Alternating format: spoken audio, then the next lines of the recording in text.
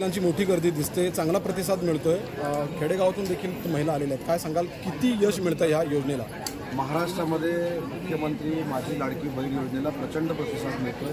त्याचं एक चिपळूणमधलं देखील उदाहरण आहे। हा कार्यक्रम आम्ही आटपता एवढ्यासाठीच घेतला कारण प्रचंड पाऊस सुरू आहे आणि त्याच्यामुळे महिला भगिनींना त्रास होऊ नये म्हणून हा लवकर आम्ही कार्यक्रम आटपता घेतो आणि म्हणूनच गुहागरचा कार्यक्रम मी रद्द केला आहे। गुहागरला देखील मोठी गर्दी झाली असती। ही योजना महिला भगिनींपर्यंत पोहोचवण्यासाठी आटोकाट प्रयत्न आम्ही करतोय।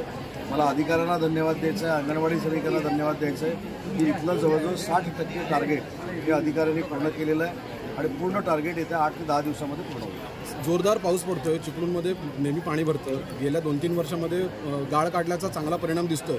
त्याचबरोबर प्रथम दर्शनी चिपळूणमध्ये जे पाणी साचतं ते नाल्यांमुळे साचतं। तर नाले, परे आणि गटार ही रुंदीकरणासंदर्भात काय आढावा मगाशीच मी प्रांतांबरोबर घेतलेला आहे। त्यांना जे काय DPCमधनं पैसे उपलब्ध करून द्यायचे ते देण्याचा देखील निर्णय मी घेतला आहे। पाऊस ज्या पद्धतीनं पडतोय, NDRFला सूचना दिलेल्या आहेत, पोलीस यंत्रणेला सूचना दिलेल्या आहेत, सगळी यंत्रणा सतर्क केलेली आहे।